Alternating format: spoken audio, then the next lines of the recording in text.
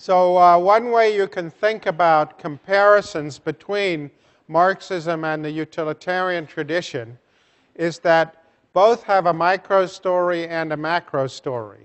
So when you think about the utilitarian tradition, we have the micro story of the Pareto principle and how each individual transaction will go. And then we have a macro story that if you allow people to transact freely, you get the most efficient utilitarian result over time. And so you get the rights-utility synthesis, at least in the aspiration. Another way of putting that is what Adam Smith famously referred to as an invisible hand theory, that while no individual participant is interested in generating an efficient aggregate outcome, indeed each individual participant is just trying to get on as high an indifference curve as possible, the byproduct of their collective, individually selfish actions is this beneficent overall result. And so that's the invisible hand of the market that Smith talks about in The Wealth of Nations. Marx, too, has a micro story, a macro story, and an invisible hand theory. And that's what we're going to spend today's lecture and next Monday's lecture talking about. Today, principally, we're going to focus on his micro story, his story of how wealth gets created at the micro level under capitalism.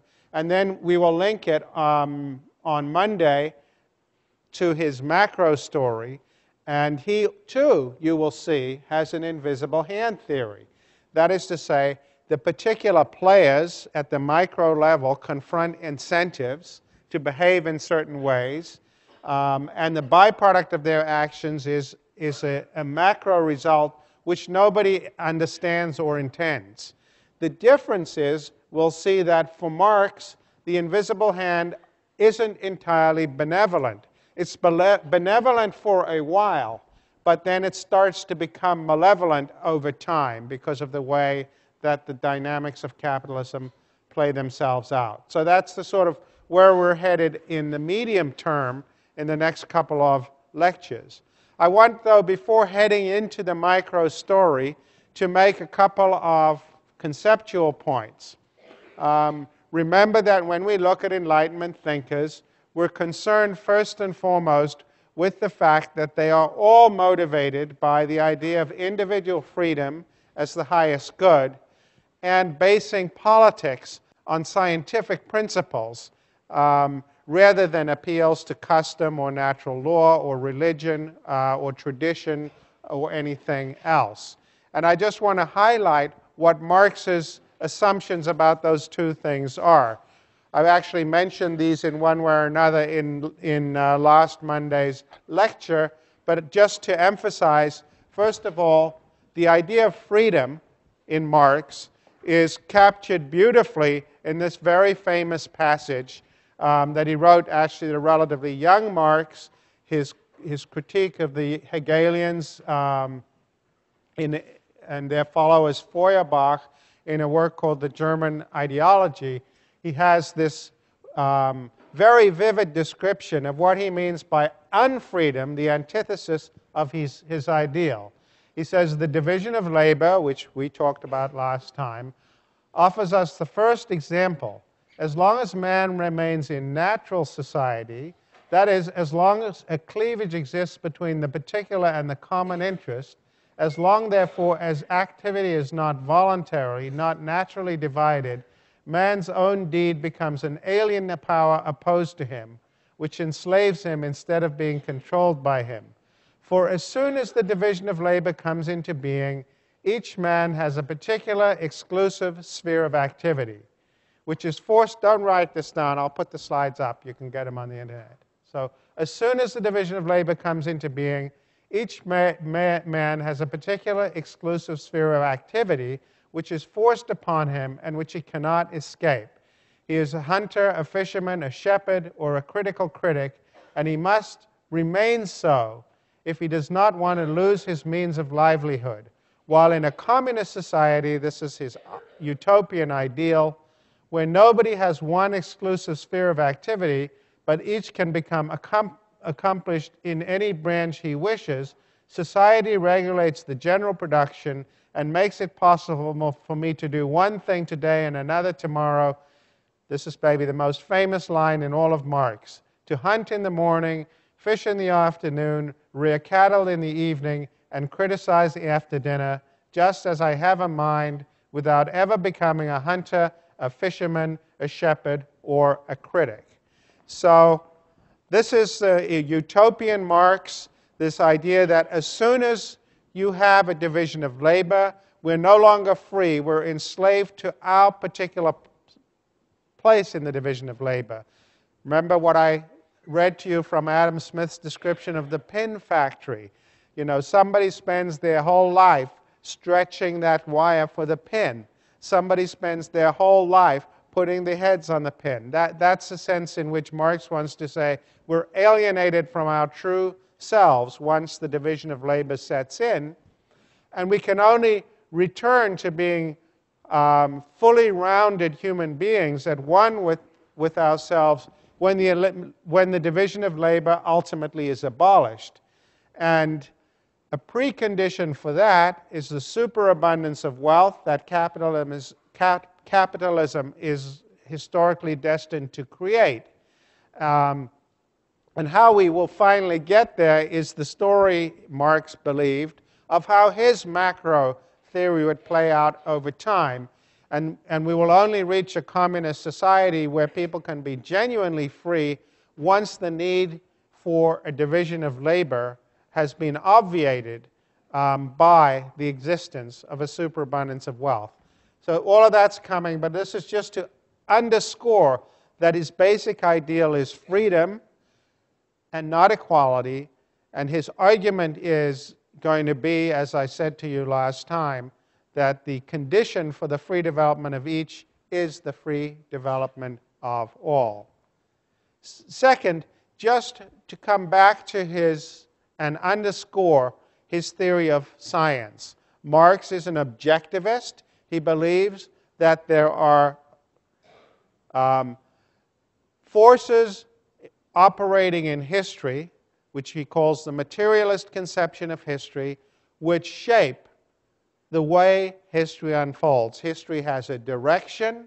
It's moving through a variety of phases, each of which has internal contradictions, and the way they play themselves out is going to determine what happens. So the tension in a feudal society between the peasants and the lords is going to determine the way in which conflict in that society occurs. Then you'll get the emergence of a bourgeois class, and they will create capitalism, but that will bring forth a working class who will get into conflicts with them. And as those conflicts play out, you'll eventually get communism and socialism. It's a reductionist theory. As I said to you before, think of Bill Clinton's line, it's the economy, stupid. Most of what happens, if not all of what happens that's of any importance in politics, is determined by economic interests. Whether people understand this or not, or agree with it or not, is beside the point. And that brings us to a third element of this Marxian science that I just want to underscore, which will be relevant for today's lecture, is that Marx makes a distinction between a class in itself and a class for itself. And I want to spend a couple of minutes on first his definition of class and then this in itself, for itself distinction. A lot of people say that Marx is anti-individual. He's not individualist because he thinks about things in terms of classes and class conflict. That is a very superficial reading of Marx. As a very eminent scholar called Jan Elster has pointed out in many books that he's written on the subject. Actually, Marx is an individualist because if you look at how he defines classes, he defines them by reference to the way in which the way in which individuals relate to the means of production. So what is it that makes you working class as opposed to a member of the capitalist class? What makes you working class is if you have to sell your labor power to somebody else in order to live. So if you want to know whether somebody's working class, you say, does he have to sell his labor power to somebody else in order to live or not? If the answer is yes, he's working class. If the answer is no, he's not working class. So you might say, well, I have to come in here and work every day to get paid my salary. I have to sell my labor to the university in that sense.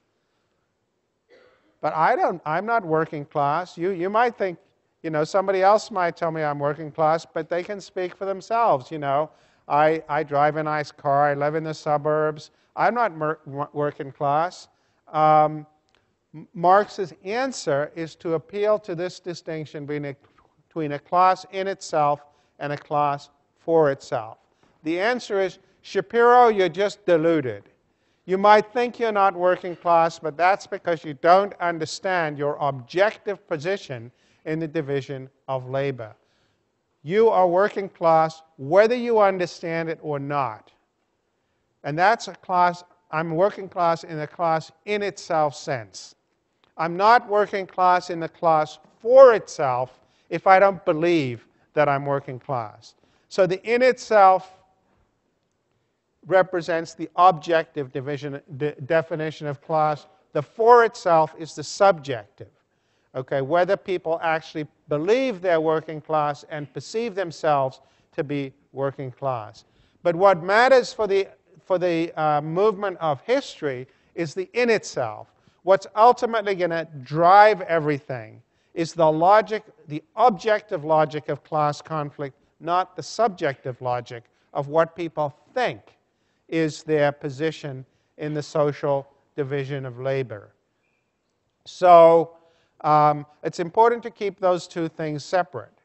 Now, Marx, as I've already said, was a utopian thinker, and he does ultimately want to say, for reasons that I'll get into later today and in more depth on Monday, he does ultimately want to say that what differentiates a communist revolution from all previous revolutions is that these two things will become synonymous. That for the first time in history, the working class for itself will come to see itself as the working class in itself. We will understand our objective position in the division of labor and self-consciously create the new order. Whereas in all previous modes of production, people don't really understand their position in the objective scheme of things, and so they create orders as invisible hands, to go back to Adam Smith's term. They create orders as byproducts of their intended activities, not as products of their intentional design. And so that's that distinction between in itself and for itself. Now, you might listen to all of this and you could say, well, it's a kind of quaint 19th century idea, but it doesn't have much to do with the way people live in the world today. After all, as we have all noticed with great intensity in the past year and a half of the financial crisis, many people who work for wages also have money in the stock market. Well, but then they're capitalists, aren't they? Because stock is capital. So, I have my retirement money, my TIA CREF, as college professors get it, in the stock market. So I'm an owner of capital as well as a worker. And this sort of binary distinction between the working class and the capitalist class, it's just too simple-minded. What do you think Marx would say to that? Anybody? Any takers? I'm not really working class because, I've got money and I have stocks invested in all kinds of things, mutual funds. No. So I'm not really working class. Anyone think what Marx might say to that? Not easy. I think that what he would say is this. He would say, well, the definition of working class is that you have to work for somebody else in order to live. Not that you choose to work for somebody else in order to live. So if I have enough money in my TIA CREF invested in the stock market that I can quit tomorrow and do just fine, then I'm not working class. So it's this element of compulsion that makes you working class. So it's not important from Marx's point of view that some of us might own stocks.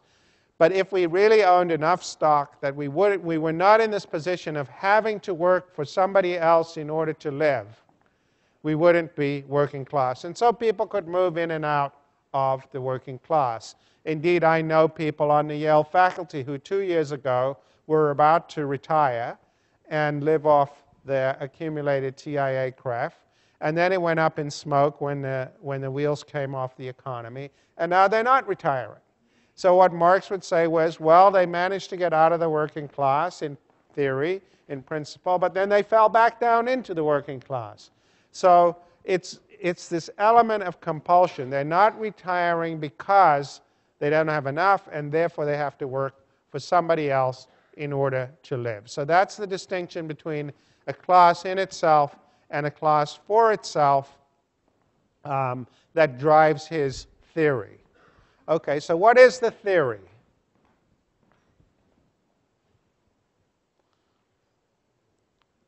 We're back to Locke. Those of you who read Chapter 5 of the Second Treatise carefully when we looked at Locke and his theory of property saw how, for Locke, the workmanship ideal plays out in the economic realm with the proposition that most of the value of a product comes from work. Very crude in Locke. At one point he says, 90% of it comes from work, the rest is natural resources. At another point he says 99% of it comes from work, the rest is natural resources. But Locke doesn't really have any mechanism by which labor supposedly creates value. And in the 17th and 18th century, there were really three theories floating around. There were, as I think I mentioned to you on Monday, there were in Europe, particularly France, the physiocrats who said value comes from the land. But there were English theorists who looked at them and said, no, that can't be right because look how rich Holland is, and they don't have a lot of land, and so they thought value came from trade. But then the third group, starting in the 17th century with Hobbes, Sir William Petty, Locke, and others, said, no, value comes from work. The source of value is work. And that's what Marx picks up on in trying to develop a theory of value. And his theory is more refined than Locke's, more refined than Smith's, and more refined than Ricardo's. It starts with this idea of socially necessary labor time, or SNILT.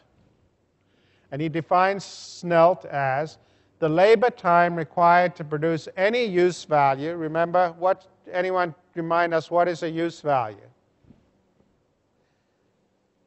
Monday's lecture. What's a yes?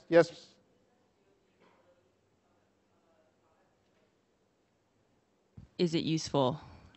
Right, so anything with utility is a use value, right?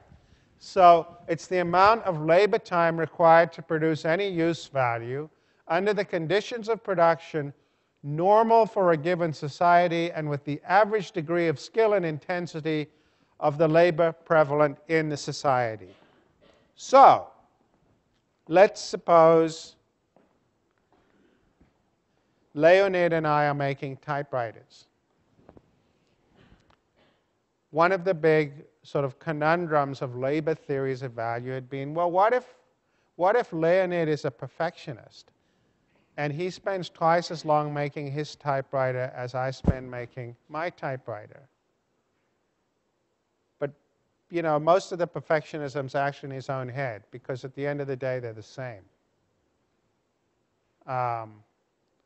Marx would say, he would not say, Leonid's typewriter was worth twice Shapiro's typewriter because he put twice as much labor into it? No, because half of his labor would be socially unnecessary. So it's socially necessary labor time.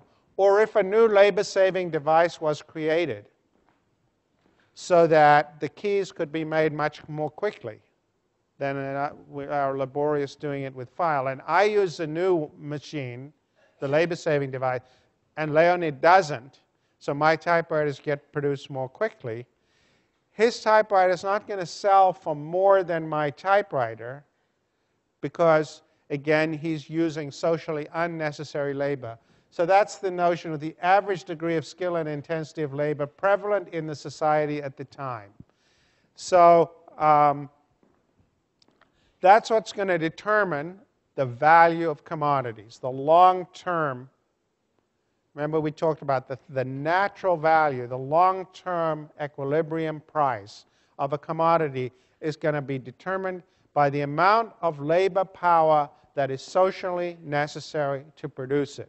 And this idea of socially necessary includes everybody working at the same or an average intensity, and it includes using available technologies, because if some use them and others don't, those who don't are going to be deploying unnecessary labor time, and that's not going to be reflected in the value of the product, because in a competitive market, the most cheaply priced commodity is going to beat the others out. Important to remember, Marx works with a model of a perfectly competitive economy, right, in which equivalence exchange for equivalence. No cheating, I mentioned that on Monday.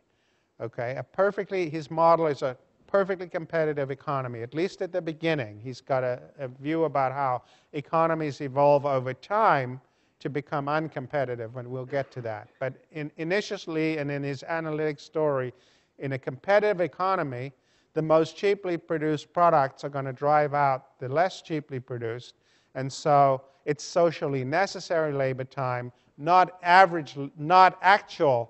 Doesn't matter how much blood, sweat, and tears Leonid actually uses. What counts is how much he needs to use. Okay. So that you could say, okay, but that's not the beginning of the whole story. And to get into that, we have to go a step further with Marx and look not just at the labor theory of value, but the labor theory of surplus value. This is where the rubber meets the road for Marx. What he wants to say is, living human labor power is the only source of fresh value, of exchange value. So this is the workmanship ideal on crack. Okay. Living human labor power is the only source of fresh value. So when Locke said, work is 90%, or maybe it's 99% of the value of commodities and the rest comes from the common, Marx is going to say it's 100%. All exchange value comes from work. And what he's thinking of here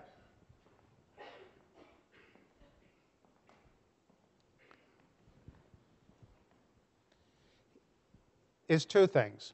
One is, he wants to say, if you look at all the commodities that are produced in a market economy, the one thing they all have in common is that they're products of human work. It's the single common denominator, right?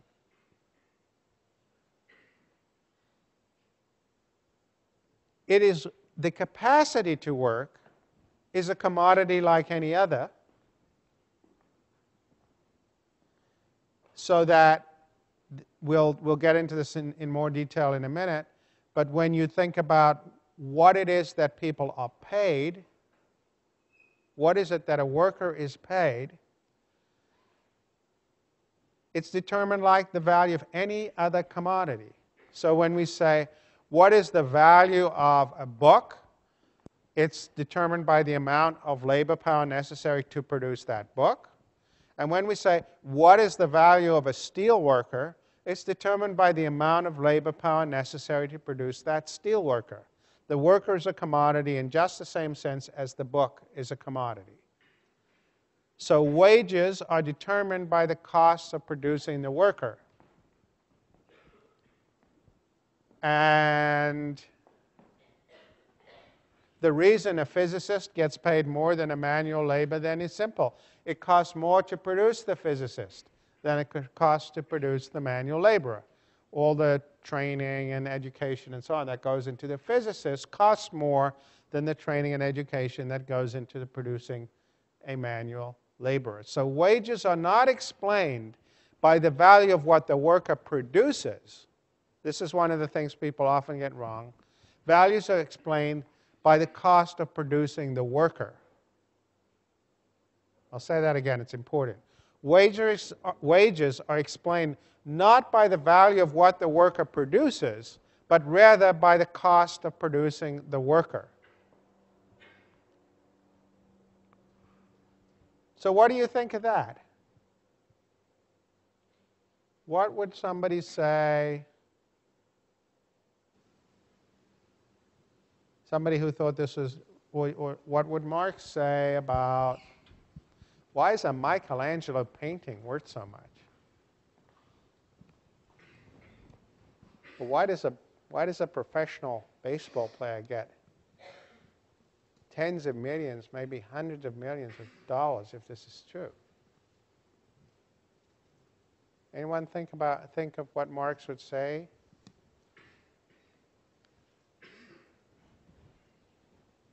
Anyone want to guess? Yeah. What do you say? It's because like how much time they had to practice and how much like money and time they put into learning their skills? That would be part of it, but still, you know, I mean, there are only so many hours in a day. How do you get up to a $100 million salary?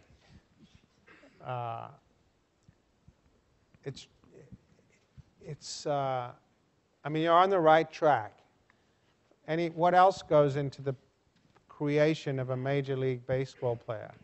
Why don't they have very good Major League Baseball players in Britain? Because they don't have minor leagues, they don't have farm teams. There's these huge costs associated with getting the one brilliant, best of all time player. So that's what he would have to say. Or if you think about the value of a Michelangelo painting, it's not just the training of Michelangelo, it's all those failed painters that all those popes wasted all that money investing in. Right? That all goes in some indirect sense, into into the wage differential. So that's sort of what it's. Of course, it is a stretch, and one thing that Marx did not think about was what we call in economics today winner-take-all markets. Anyone know what a winner-take-all market is? What's a winner-take-all market?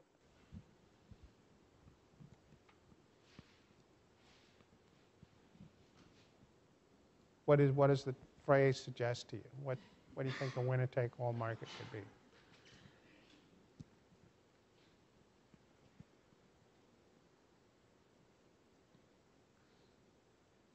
Think about the wage differential between the major leagues and minor leagues baseball. It's huge, right?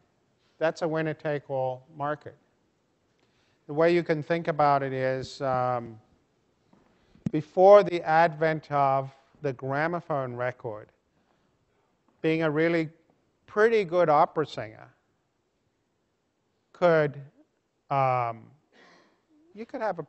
you'd do pretty well. Every major city would have, you know, an opera with a pretty good opera singer who'd make a good living. Once you have the gramophone record, then everybody can buy Pavarotti, right? So then whether or not the difference between Pavarotti and the next best and the third best opera singer becomes much more important. So that's the idea of a winner-take-all market. And Marx had nothing to say about them. So he would have to reach for this rather contorted logic of saying it just costs much more to produce the best baseball player in the world because you have to run everything that goes into that production. Not only his own practicing and training, but everything that goes with it. So that's the first point. Labor power is a commodity, and its exchange value or its price is determined by what it costs to produce it. But then this is the magic. This is the workmanship ideal on crack. This is the idea.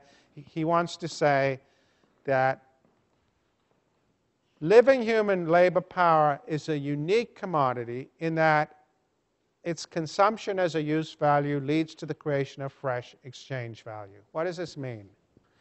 It means that suppose I have some money and I spend, $1,000 on a wonderful meal with good wine. At the end of that meal, it's gone. Right? I pay the check and it's gone. I've consumed it. Whereas if I had spent that $1,000 hiring one of you to paint one wall in my home, when it's done, my home's worth something more because it has freshly painted wall. That's what he means.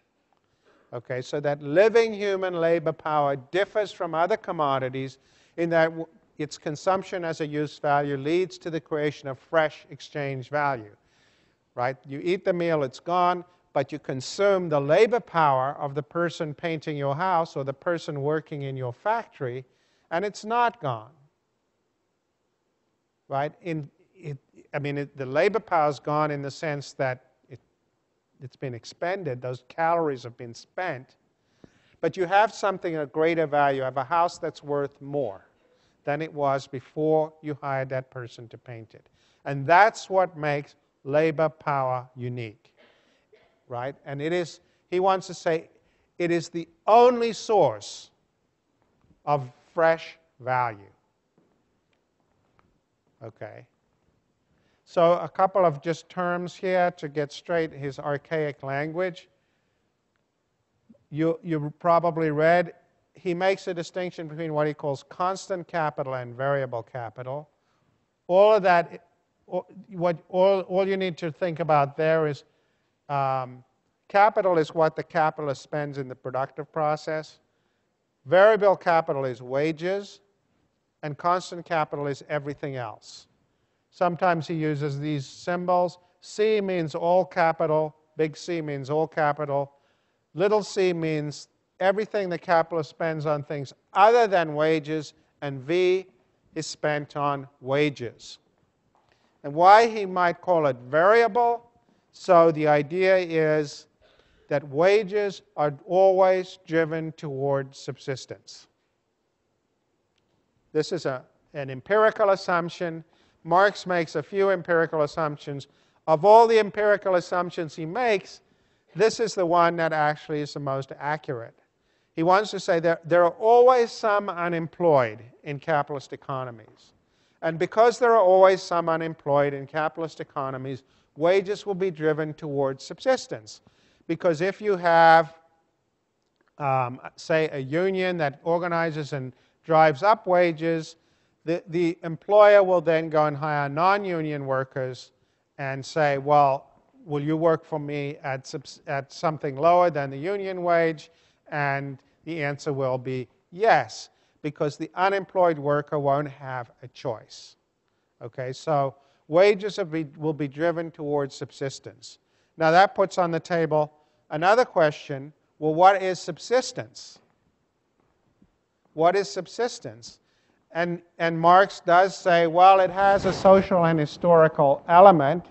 So that is to say, in a society like ours, a definition of subsistence might include having enough money to buy a car in order to drive to work, whereas obviously that was not true in 19th century Britain. So what counts as subsistence changes, and we'll see there are other features of Marx's theory of capitalism which show that there's actually an inbuilt impetus for what counts as subsistence to go up. But at any given time, the accepted level of subsistence and wages will be driven toward that because of the existence of what he flamboyantly describes as the reserve army of the unemployed, right? That's what keeps wages at subsistence or close to it in a competitive economy. Okay.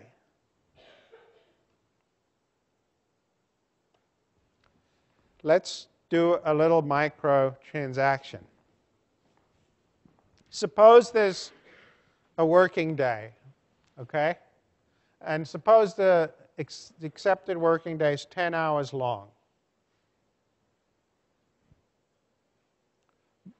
Marx says, well, think about what the worker is doing. The worker is, is producing cotton, let's say. It doesn't really matter what. And for some portion of that working day, the cotton that he's producing, when eventually sold, is going to cover the cost of his wages. So the worker produces cotton all day long, and the capitalist eventually sells the cotton, right, and gets something for it, and then he's got to pay his worker his wage. And we're just going to say, for the purposes of this example, the work that's done in the first 4 hours is going to cover the wage bill, and the rest is what Marx calls surplus. So that's the difference between necessary and surplus labor time. And Marx has the idea of a rate of exploitation, which is the ratio of necessary to surplus labor time. You could even make a little index, and so you'd say it's 1.5. Okay, so this is the capitalist, the value that's produced that covers the wage bill. This is the rest. Of course, this isn't all profit, right? Why isn't it profit? Why isn't all of that profit? Somebody. Think about it. You're a capitalist. Yeah.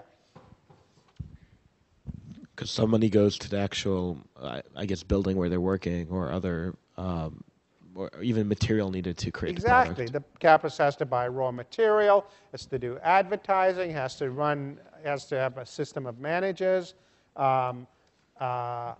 research and development. All of that has to be paid out of this. So profit is, some subset of this, but it's not all of this. Okay. So we're in the cotton business, and it's a competitive business. And so another cotton manufacturer says, you know what? I think these workers are slacking it. I'm going to say from now on to my workers, you work 11 hours. Wages are already at subsistence by assumption, right? So, the workers might say, no, we're not. And they say, you can say, goodbye. I'll get somebody unemployed to do it then. Okay? So if you do that, we now have an 11-hour working day. The rate of exploitation goes up, right? Because now there's 7 hours of surplus labor rather than 6 hours of surplus labor. You might say, well, the worker's going to get worn out sooner and die sooner. Well, let's just suspend disbelief about that and say, in fact, so this capitalist is going to do better than this capitalist. So this capitalist is going to be able to sell his or her product more cheaply, and therefore this capitalist is going to be in trouble. People think, Marxism, capitalists are afraid of the working class. No. On Marxist theory, who is a capitalist afraid of? Who is the capitalist looking over his shoulder at? Yeah, the capitalist down the street. He couldn't care less about, he's not worried about the workers. He's worried about the capitalist who can come into his industry and produce more effectively. Okay? So if you can make these workers work an extra hour, you're going to do it. And then everybody else is going to have to do it, right? Or they're going to go out of business. And this is why Marx wants to say, this is what he calls an increase in absolute surplus value. This is why Marx says, under primitive capitalism, in the early stages of capitalism, the battles are going to be over things like the length of the working day. If any of you have done 19th century British history, you will know that one of the big battles this starts with the Chartists in the early 19th century and goes on. What are they pushing for? The 10 hours bill. They want the 10 hours bill. They want Parliament to come in and say, working day is 10 hours, to limit this. So to the extent that the workers can organize politically and put pressure to get a 10 hours bill, then you limit this. But in any case, Marx wants to say, you know, there are only so many hours in a day, and people do have to sleep after all. So you're not going to get much out of this. The real secret to capitalism's dynamism is not the move from A to B, it's the move from A to C. Notice here we're back at a 10 hours day, but now by assumption I'm saying the capitalist is going to cover his wage bill for that worker in 3 hours rather than 4. How's he going to do that? Yeah. Pardon? But you can't reduce wages because wages are already at subsistence. So you're going to have to, by assumption, you have to produce the same, you have to pay the same wages. So how are you going to do it? Technology, exactly. The name of the game is technology. Somebody's going to go and buy a spinning jenny and put it in his factory, and then the workers will work way more productively, and as a result of that, the capitalist will cover his wage bill more quickly. And of course, the minute one capitalist puts the spinning jenny in, everybody has to put the spinning jenny in, right? Or else they're going to go out of business. Because the capitalist that's covering his wage bill in 3 hours of that worker's work rather than 4 is going to be able to sell the cotton more cheaply in the market and therefore outcompete the capitalist who's still using the old system. And so the way capitalism works is that there's constant pressure for technological innovation because this is not a very effective way of increasing productivity, right? You can, in the early stages, you'll see that, but there'll be political limits, 10 hours bill, there'll be natural limits, human capacity. So then all the pressure is on dynamic innovation. Okay, now, this is where it gets interesting. Because what he wants to say is, but we know that only living human labor power produces surplus value. So as you become more and more capital intensive, the capitalist is spending more and more on constant capital and less on variable capital. To put it in modern jargon, production is becoming more capital intensive. You're spending more and more of your investment on something that does not produce new value. So another way you can think about this, and this, remember I said to you last time, all the classical political economists thought they had to explain the declining tendency in the rate of profit. What Marx wants to say is, if this is the status quo, okay, and one capitalist in the cotton industry puts in the spinning jenny and this becomes the status quo, this capitalist will have higher profits than this capitalist, right? But once they've all put in the spinning jenny, the rate of profit in the cotton industry will be lower than it was up here. Okay? So there's a short-run, long-run conflict of interest for capitalists, because in the short run, at the margin, I will innovate and my profits will go up, but then everybody will copy me, and the rate of profit in the cotton industry will fall over time. Now, there's some dubious assumptions in that which I'm going to come back to on Monday, but I first want to just draw your attention to some of the normative aspects of this. What Marx calls the rate of exploitation, as I said, is the ratio of surplus to necessary labor time. But now look down the right-hand side here. He's got all this jargon, but you can unpack it here. S over V is the rate of exploitation. And all these things are basically equivalent ratio. But look down here. And now think about this. Suppose I was a capitalist and you were a worker working for me. Okay? And suppose I said, times are tough in the cotton industry. You've got a choice. We can go to here or we can go to here. We can pick B or we can pick C. But A is no longer an option. A means I'm moving to Mexico. Can't do A anymore. So take your pick, B or C. How many are going to pick B? Hands up. How many are going to pick C? Everybody. But then it seems like this is very counterintuitive, doesn't it? Because you all went for something that, according to Marx, has a higher rate of exploitation, 2.33 as opposed to 1.75.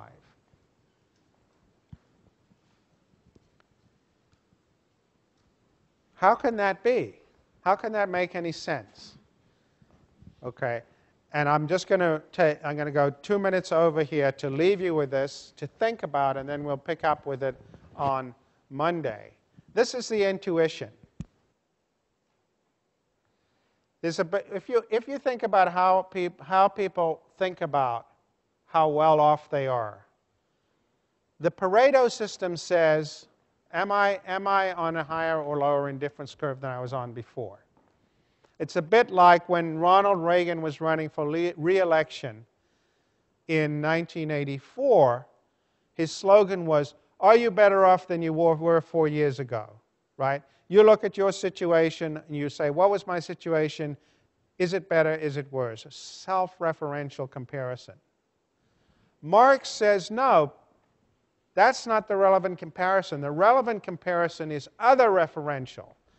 You decide how well off you are, not just by reference to what you get, compared to what you got before, but by reference to what others are getting. So that in this kind of situation, if you say which is worse for the worker, they may well say that a situation in which they have more is worse than a situation in which they have less if the capitalist has even more. So Marx wants to say we're inherently other referential. What's going to make us more or less happy is not just what we have, but what we have in relation to others. So now, and it turns out on this matter he was half right.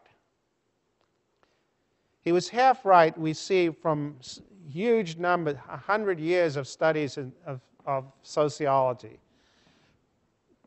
What people find acceptable and desirable is connected to what others have, but usually it's connected, and this is where he was half wrong, it's usually connected to what people who are similarly situated to themselves have. So workers in the steel industry will compare themselves to workers in the auto industry.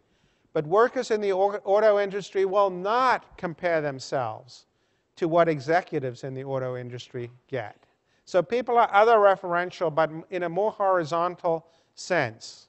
And this is true up and down the occupational scale. So if you have been a Yale administrator, one thing you will learn is it will matter much more to a professor if he or she learns he's being paid $2,000 less than the professor down the corridor than if he or she learns he or she is being paid $200,000 less than the attorney who lives next door to them. People compare themselves to others, but they compare themselves to similarly situated others. Why that is an immensely complicated and interesting subject. But it means that Marx was right to think we're basically other referential. We don't just ask the question, has my utility gone up or down? We do compare ourselves to others, but he was mistaken in thinking that workers would compare themselves to capitalists rather than to other workers in deciding whether or not they were well off. And that would feed into his assumptions about the conditions under which workers would be likely to become militant. Okay, we'll start with that issue on Monday.